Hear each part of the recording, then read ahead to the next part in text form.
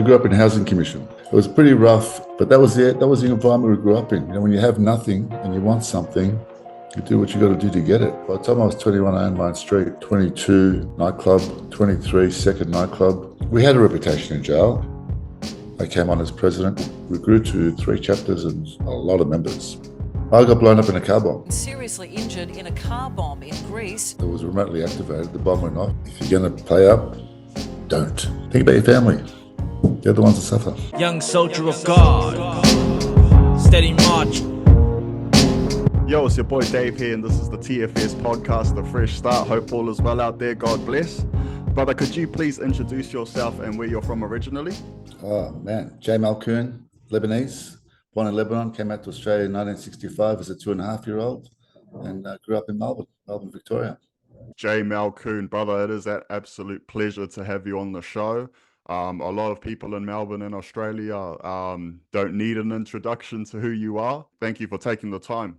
No, thank you for having me. I'm grateful for you to invite me on, bro. Well, like I said, man, I heard a lot about you, during my stay in Melbourne and in prison and things, and we have a few mutual friends and whatnot. So, man, it's awesome to see what you're doing. And well, you've just written a book, isn't it? It's called The Consultant, and just a bit of a story about my checkered past. We dive into a few things, a few areas that you might find enjoyable, interesting. Some might find it boring. Sure, not many people will find it boring, brother. I mean, I bet you've been a busy man since the book dropped. I've been busy. I've done a lot of radio interviews, a few podcasts. I just haven't done the whole of Australia. I've just toured a bit of Perth, Sydney, Melbourne. Mate, I'm diving in. I'm actually enjoying it. It's pretty cool. Yeah, it's a new age, all right, man. Yeah, I'm not bad for an old fella. Yeah, you don't look it, though. Jail must have kept you young, huh? Well, jail does preserve you. It does. I did 10 years jail, and it does preserve you. I came out looking younger than I went in. So, jails look that. I mean, look, jails is a horrible experience, obviously, but there can also you can have it a negative impact, or you can work it. I worked it. I did some push-ups, read a couple of books, went home. It's all good. I did jail in the primitive jail. I did it all in Pentridge, except for the last little bit because Pentridge closed down. And I didn't mind it, don't get me wrong, but it was certainly a lesson. I was smart enough to realize that this is not my end game. So when I got out of jail, I pulled up. I mean, I wasn't a big time criminal before I got locked up. I had access to some product and I had access to somebody who wanted them, just around a little bit here and there. And I wasn't smart enough to get away with it. So I copped it on the chin, did 10 years, got out. And mate, Australia is a very lucrative, lucky country. If you have tenacity and you're willing, you can make money here. You can make very good money here. Unfortunately for me, I've got a great network of loyal friends, and they gave me a leg up, and I got on my feet very, very quickly. I haven't struggled at all since incarceration. Well, I mean, I guess in a sense, that's what this show is all about, brother. I mean, I'm all about giving brothers and sisters a platform, but also showing people ultimately how we can turn a negative into a positive. The negative doesn't always have to be prison. It can be trauma. It can be a rough upbringing. Hey, look, bro, so whereabouts in Melbourne are you from originally? Reservoir. I grew up in a housing commission. So all my neighbours were all predominantly foreigners. We all struggled. None of us had anything. All the parents worked, so the kids were left alone to do their own thing. And that was normal for all of us. Most families had 3 or 4 or 5 or 6 kids, and we all banged it on. We all did our best. It was a pretty rough environment, but it wasn't a deadly environment. But Pentridge was the local prison, which was 2 suburbs away, was full of kids from my area and the neighbouring areas. We're all the villains, unfortunately. But that was the environment we grew up in. When you have nothing and you want something, you do what you got to do to get it. Unfortunately, sometimes that tinkers on breaking the law. You can step into the dark side. Yeah, that's right. Well, obviously, having lived in Melbourne, I actually stayed on the other end, on the Dandenong side. But we used to get to Reservoir quite a little bit there, right next to Broady.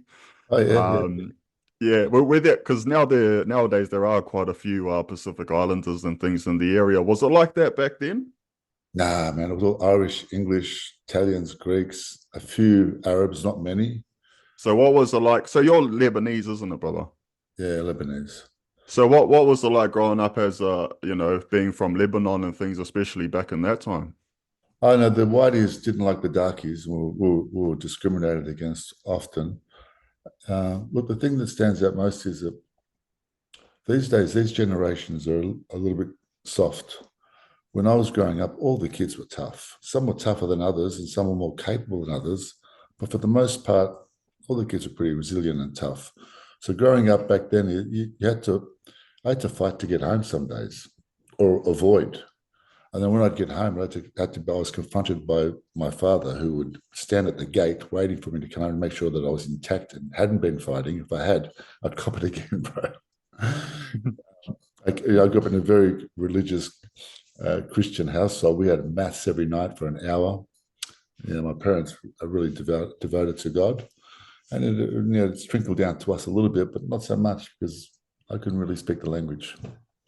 Yeah, now fair enough, man. I mean, me myself, look, I grew up in a very religious household as well, which really put me off, to be honest. It was I don't know, the message had gotten a bit twisted, I found. Yeah, I realized the way I grew up, it wasn't, that's not what it talked about in the Bible, and so a lot does get distorted. Sometimes the messenger doesn't put the message across in the right manner. But don't turn your back on God, brother. We're all about Jesus. Yeah, amen, my bro. Amen. Brother. Hey, look, so what were the crews around there back in those days? Like, were the Tigers around? Was it the Levo, the Cobra? Man. I was with the Tigers at the Thomastown Sharpies. You had what was it called over the other side in Preston? You're taking me back 50 years, bro. Yeah, I know all the names. I know the names. Gravel Street gang, all tough boys, bro. Like there were gangs. You'd be driving home. We'd drive home, and you see gangs, like always fighting. It was all about that. There were Oh, so you were in the Tigers. I was in the Tigers, yeah. So can you explain who the Tigers were, brother? For they were those that Lebanese. don't know? They were discriminated against Lebanese boys that decided to band together and fuck shit up. And we used to hang around the city square and just punch on, bro. We're just kids. Nothing amazing. We weren't adults. We're just like 14, 15, 16-year-old kids, 17, some were 18. There were no guns, no knives. We just play. It's just playful. Like, you have a look. Who did you look up to, brother, growing up? Well, actually, to be honest with you, Muhammad, who was the leader of the Tigers, was a Muslim Lebanese boy. Man, he was so tough, this kid. And I started martial arts at the age of 5. We were all influenced by Bruce Lee. We all did Taekwondo or whatever we can get our hands on. But this kid was so good, man. Like, I thought I was good. He was exceptional. And sadly, years later, when I turned 18, I started doing the door at some really rough pubs. I got a gig because of the Tigers were being a menace. And anyway, it's in the book. But I learned that Muhammad overdosed. I couldn't believe it. Like, what a giant of a man succumbed to heroin. These are the sort of things that I thought about when I was incarcerated, and reflected on that because, ultimately, there's not a story about redemption, but there is a bit of, understanding now the consequences of my actions, and this is how I rationalised doing my jail. I mean, I got a big whack, 10 years. When I did 10 years, the murders were getting less. So for me, like that was 18 with the 16, you did 10. So unless you rationalise that sentence and accept it, you're going to get out twisted and bitter. Man, I got out brand new. Well, so like, growing up, was things like heroin use common around the streets, bro? Well, was that in the picture for you at all? Drug use? Drugs weren't really a thing. Like, I didn't ever really encounter any drug users at all. I grew up very sheltered. I mean, I worked the clubs and bars, but it wasn't like that. I think there was a bit of amphetamines around, but heroin I had no idea about.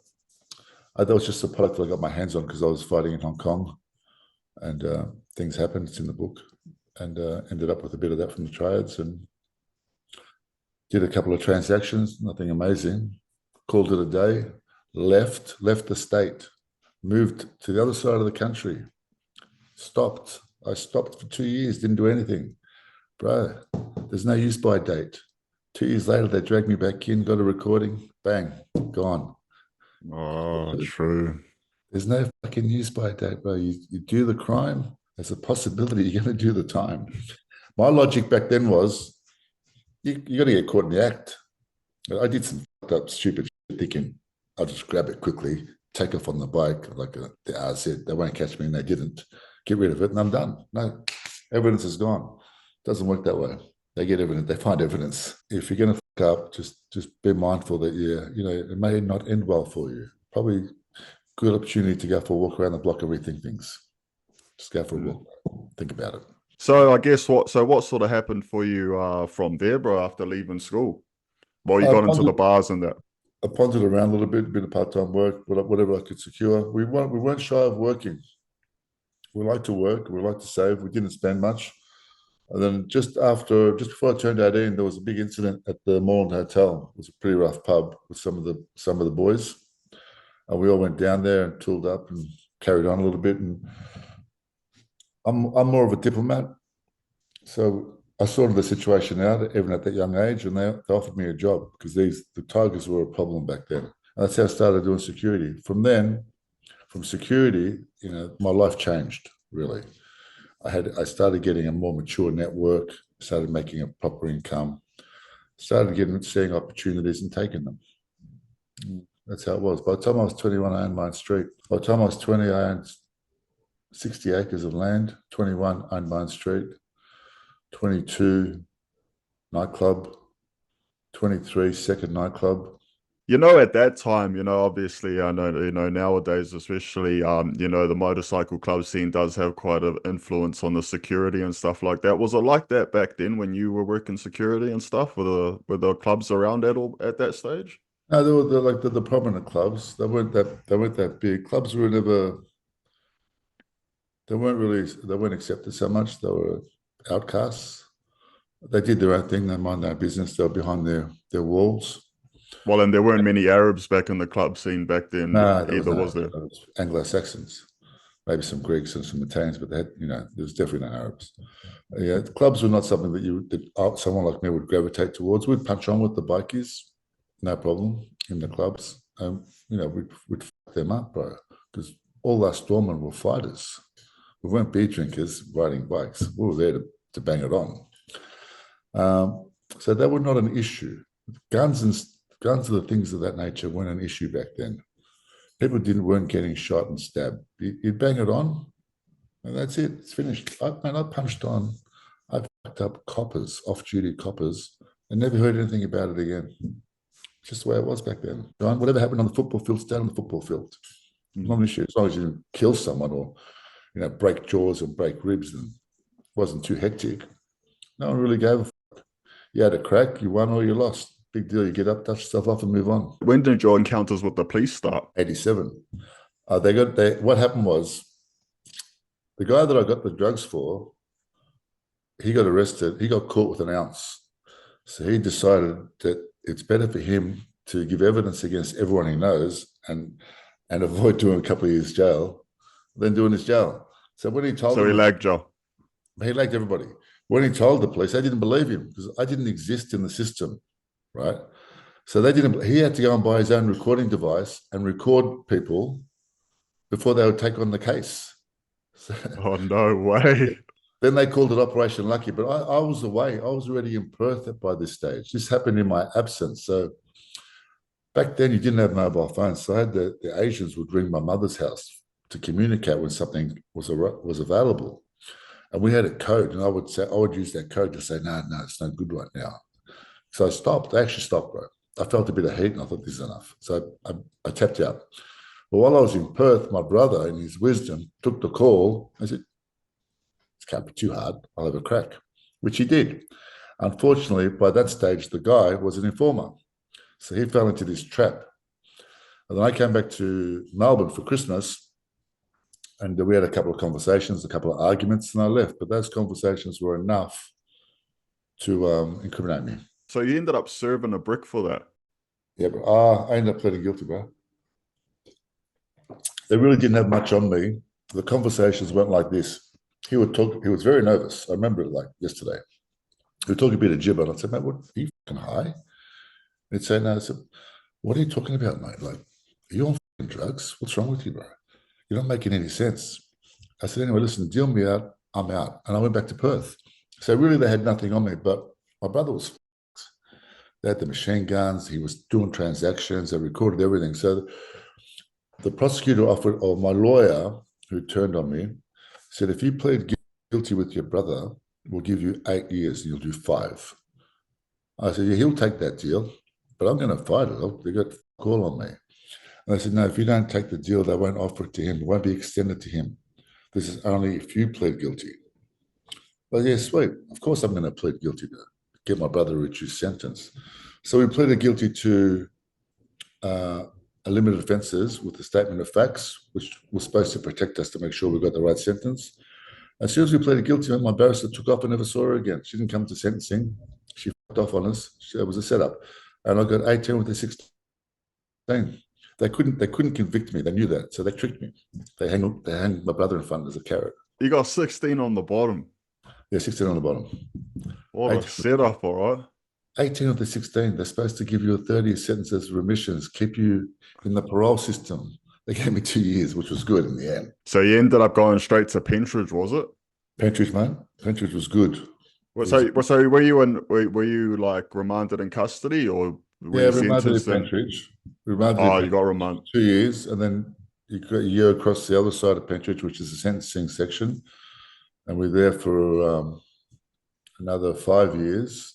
And they tried to put us in other jails, but the problem was whenever they sent us to a jail, I don't know why, bro, but the prisoners were terrified and they tipped themselves out. They dropped notes on themselves. Yeah. We did our own jail. We weren't a menace to anybody and we didn't fuck with anybody, but we did our own jail. We wore our own clothes, cooked our own food, and there was no grey with us. You're a fucking dog screw and we're a convict. Fuck off. Lock my door and open my door. And that's how it was for my brother and I. Other prisoners do their jails a little bit different. They want to befriend the screws, talk a bit of fucking shit. We don't play those games, bro. We know it was very definitive. So we had a reputation in jail. We smacked a few screws, turned it on a little bit, punched on, did a bit of damage, you know what I'm talking about. Yeah, brother. So when we get moved to another jail, we wouldn't last long. They lost control of the system, bro. Those small jails didn't work for us. Well, they worked for us. It didn't work for them. Well, when you went in there, were there a lot of Lebanese guys in there? Nah, cool. Yeah. So who were some of the guys that you did do time with in there during that 10 years? Some hectic people. KT4, Rodney Collins, the list goes on, bro. KV is an interesting person, man. We used to have there was a church that all the prisoners from all the different divisions could go to on a Sunday. So we'd have our catch-ups on Sundays. Who's going to get what's going down. And Keithy was part of that. He had B division locked down. He was running B division. We were in D division back then. I didn't mind Keithy. He turned to there's some stories, but on a personal level, I didn't mind him. Hectic. Will definitely kill you. Probably wouldn't feel too good about it, but he would definitely do it. A lot of jail. Smart bloke, man. And sharp. He could have been anything. Yeah. He chose that life. He's done for another murder. Him and Ange Guskus. Oh, yeah, no, I know Ange. Yeah. What a champion kid, man. Man, how unlucky can that kid be? When you're in the crossroad, bro, if you make the wrong decision, you can go left or right. You make that wrong decision, your whole life could change. And unfortunately for Ange, he was a champion kickboxer. He had at his feet, man. And a beautiful kid. Just made that wrong choice now. He's doing 21 years jail. Chubba, he spent all his jail in H division, which is solitary confinement. He was loved and hated. He was at war for a long time with KT4 and a few other gangs. Chopper was a man's man, bro. See, that bloke there, his co-offender was caught for an armed robbery and he was being escorted into court by two armed robbery police officers, which are the heavyweights, huh? The homicide and the armed robbery squad were the heavyweights. Chopper went into the court, held them up, and rescued his fucking offsider, Who fucking does that, man? Like, and no mask. They did not give a fuck, bro. Chopper was a champion. We met Chopper because when we were in court, there was a little incident and a guard got knocked out. And my brother ended up in H division, and that's my brother met Chopper and Craig Minogue, and they were looking after him. And he was a good bloke, killer, mad killer. He'd kill you. Did you end up in H division or? I ended up in H division a couple of times. It was all right. So that's the slot. Was that the slot pretty much? Oh. Yeah, slot of confinement. But Pentridge was good. It was convenient. You had to, what you consider when you're incarcerated is not your convenience, it's the convenience of your family and your loved ones. They're the ones that are suffering. They're the ones embarrassed. You're behind the wall getting on with your jail with a bunch of other convicts. Doesn't fucking matter. But it matters. Your family matters. So for us, we stayed. That's why we were in Pentridge till the very end. We made it so they couldn't accommodate us anywhere else. But we were two, bro. Like two men. Two can be like 10. You got each other's back. Two can be like 10, bro. And it doesn't matter how big or small you are. You can still be a force. I mean, what was your going through your head during that 10 years? Was it like as soon as you get out back to business? Well, you said you didn't really go in a criminal, isn't it? Which is sort of the usual prison story. You go in there normal and you come out a hardened criminal. So was that sort of what happened, or? No, bro, I was corporate before I got locked up. I was making very good money. I was entrenched in the workforce. I had a couple of nightclubs. We were doing developments. You know, I had a really good network. So, what street did you have? It was Baden Drive. I developed it. So then I developed it within 9 months and ended up with the whole street, bro. Less the blocks that I had sold. That's not bad at 21.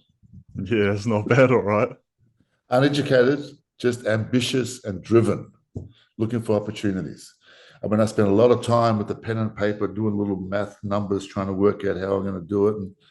And, you know, my point is Australia and New Zealand are lucky countries. You can be whoever you want to be. If you just facilitate that in your head, bro, you know, yeah, brother.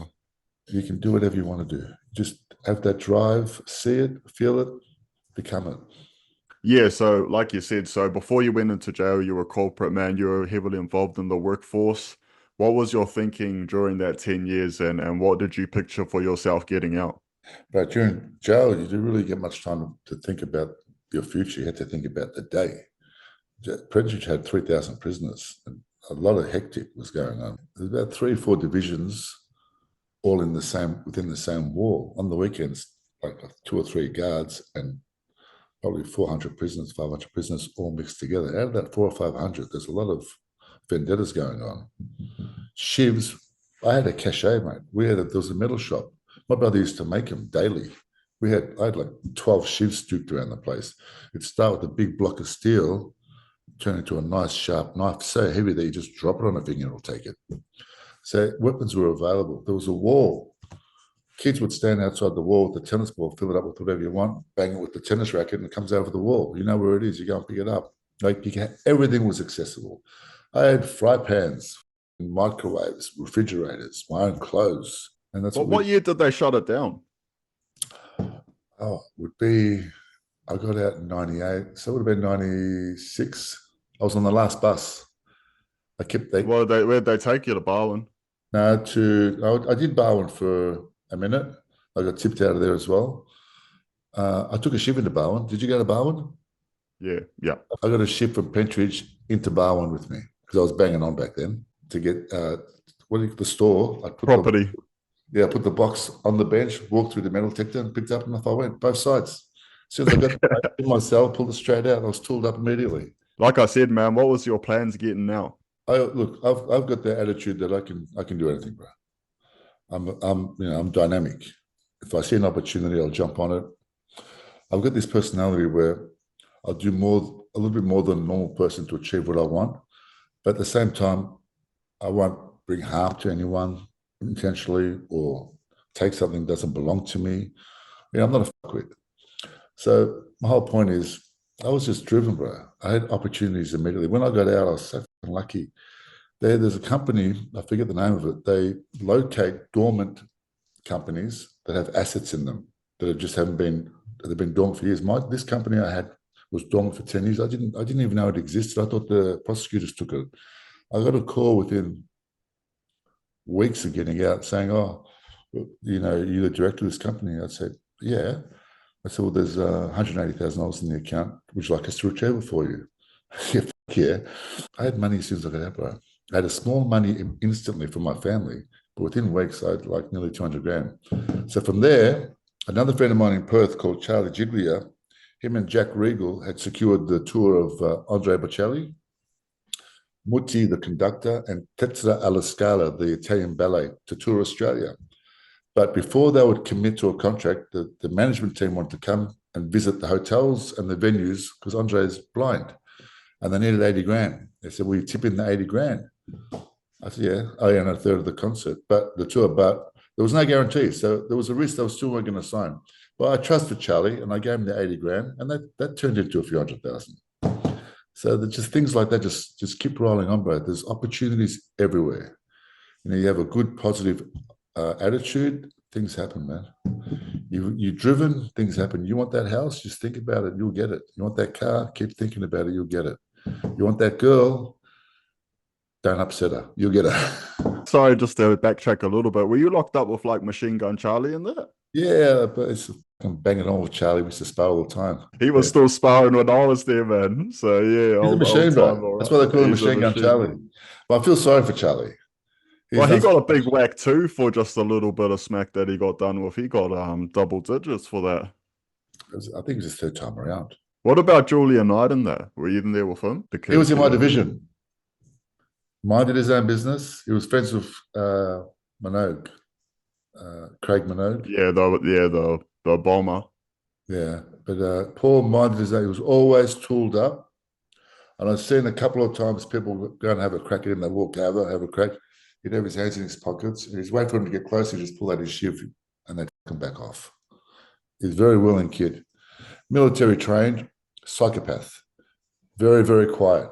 They're the ones you got to watch, bro. Yeah, exactly. You know, it wasn't in it to make to be famous. He really did that. He was just doing his job. There were a lot of prisoners. We did that. You just don't talk to people. Unless there's a common denominator or you know them, you don't let them in. I met a guy after 7 years, and I thought, man, what a champion bloke! I could have been talking to this guy for 7 years, but I never. And that's how it was for us back then. So, all right. So you got on a good wicket as soon as you've gotten out. You've been able to kick a few goals. Can I ask, bro? So, like, when did the club sort of stuff into the picture for you? My mate, the boys came over and did the celebration and patched over 3 guys for Melbourne, and I was invited to go, but I wasn't really. I said, "Get me out of that, bro. Bikies, come on." So I sidestepped that. Then the boys went back to Sydney and had that big punch on at the airport. It happened.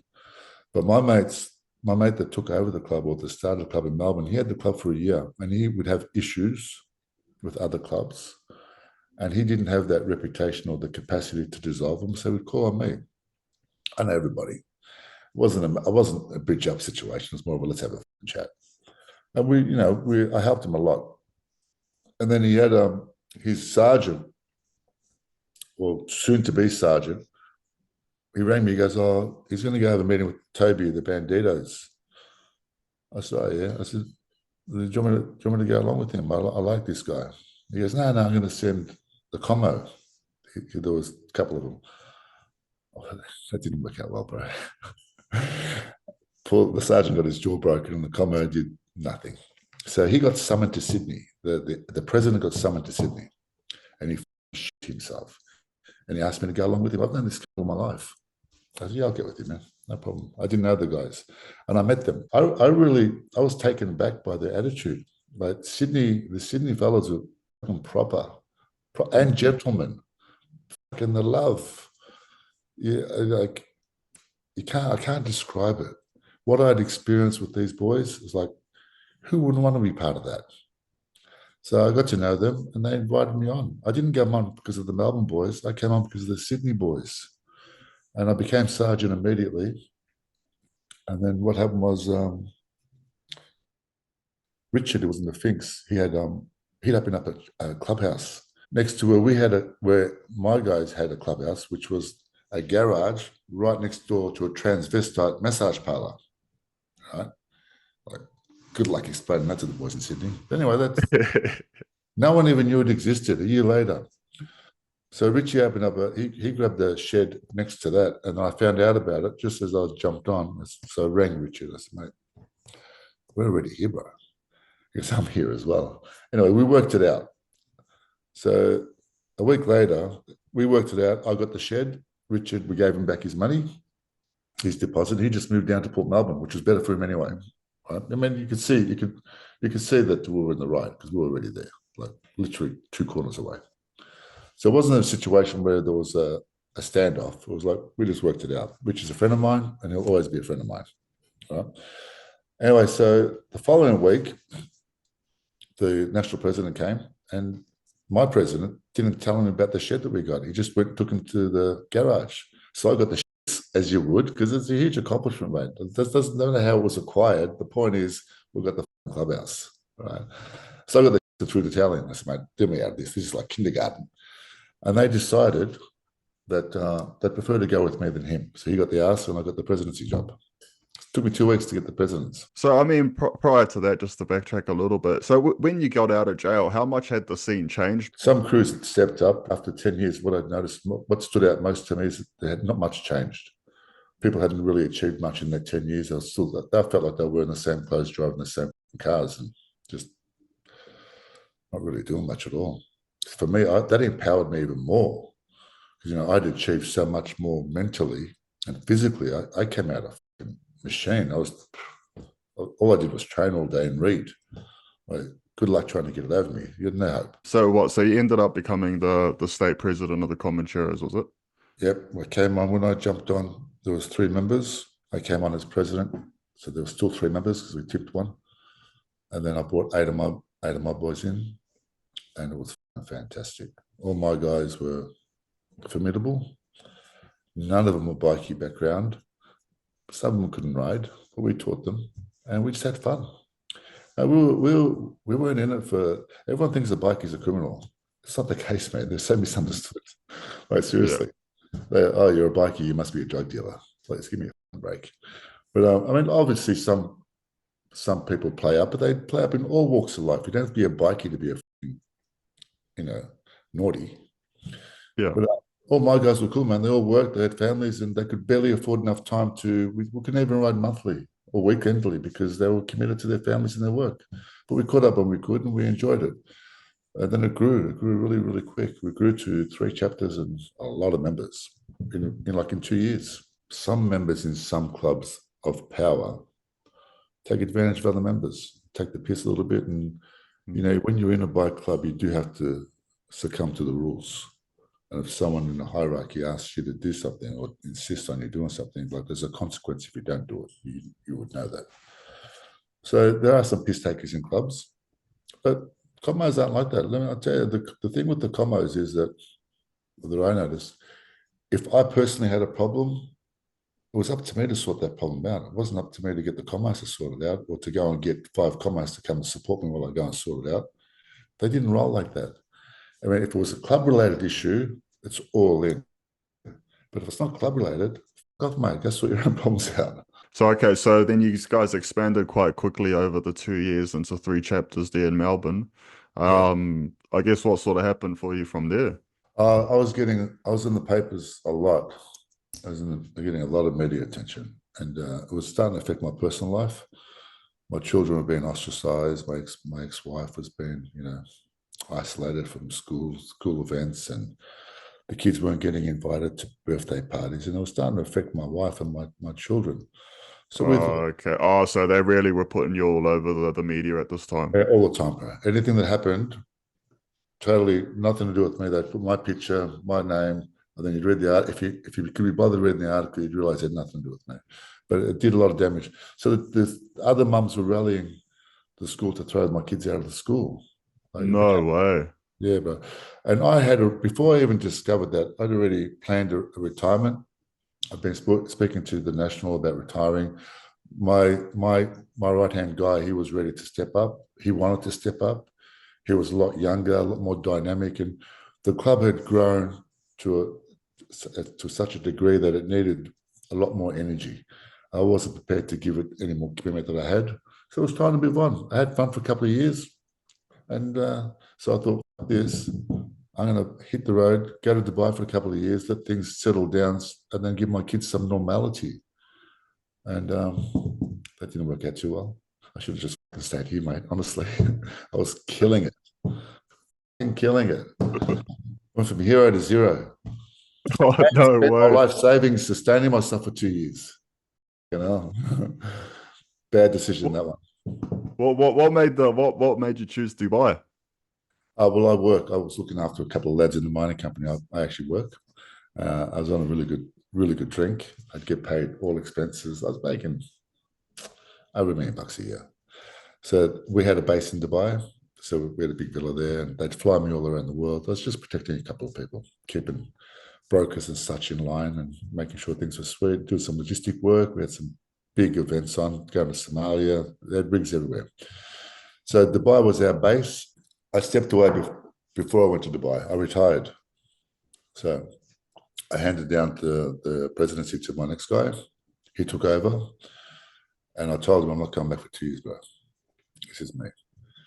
But I was still involved with the club. I was still going to national meetings in other countries, as you would have seen in the photos.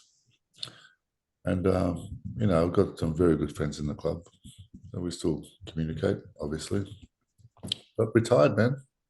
I'm an old man. Live for the young fellas. So what ended up ultimately happening during the tail end of your time in Dubai? When I was in Melbourne, the whole time even before being in the club, I had a bit of a reputation. So I got looked after. I got spoiled a little bit. Drove a lumpy car, lived in a nice penthouse, knew everybody, would eat, drink, whatever. Everything was accessible. You take me out of that, put me in Dubai, I don't rate. I don't rate at all. You can't even pretend to try and keep up with these guys. You need to drop 30, 40,000 a night to keep up with these guys. They're driving a fleet of Rolls Royces and Bentleys and Ferraris. Feel me? So you're going from hero to zero. And then that led you to going from Dubai. And then I moved to Greece because Greece was more affordable, and I had a team there. So, and I could still access the work I was doing rather than basing myself in Dubai where it was really expensive. I went to Greece. I lived like a king there for a third of the money. And life was really good in Athens. I mean, if you haven't been, put it on your list, man. Athens is an amazing place, amazing country. Yeah, I think that'll all be added to the bucket list now. I know you'll love it. You'll absolutely love it. So what actually ended up happening in Greece? I got blown up in a car bomb. So I went to the gym, jumped in my car, and it was remotely activated. The bomb went off, lifted the car, demolished the car. I didn't get knocked out, and I knew immediately what it was. And I got the fuck out of the car, and I survived. So you were in the car when the bomb went off? Yeah, bro. Yeah. I was in the car. I snapped both my ankles from the pedals. My right one was particularly bad, but it's all good. Full recovery. Still breathing. It's a miracle, man. I swear, you're here for a reason. God loves me, bro. That's it, brother. Greece is fucking an enigma, bro. I have no idea. I'm entrenched in the underworld, bro. Like, I know fucking everybody. If it was anyone in my circle or anyone in the underworld, I would know who did it. Somebody would say something. People fall out. I suspect it was a Greek and totally unrelated. But who knows? I mean, it didn't get killed. Maybe there was just a warning. Just get the fuck out of here, bro. Tired of you. Well, so you end up going to Germany, Lebanon. So how and then you end up back in Australia. So how long had you left Australia for? I had been out. I came back in 2020, so I'd been out for 7 years. 7 years. So I mean, obviously one of the reasons that you left Australia was because of the media attention and being in the newspapers and things like this. So what was your reception when you returned? Yeah, the usual. The media turned it on a little bit. Ooh, got to be careful. Jay's back. Is it going to be on? The same old shit. Got the visits from the SOGs and all the bullshit. Got the special piece of paper that says you can't carry a gun and we're going to come in whenever we want. All that sort of shit. But it's no big deal for me. It's all part of it's just normal. This is our normal, bro. I got a special visit from the UK. They said, you can't come back. COVID. I went to Colombia to get some treatment, some stem cell treatment. And that's when COVID hit. And there was talk of countries blocking people out. I couldn't be locked out. I mean, I could always jump on a plane and come home whenever I wanted. I couldn't be locked out from my kids, so I just jumped on a plane and came back. That's why I came back. I came back broken and in a mess, but I've recovered.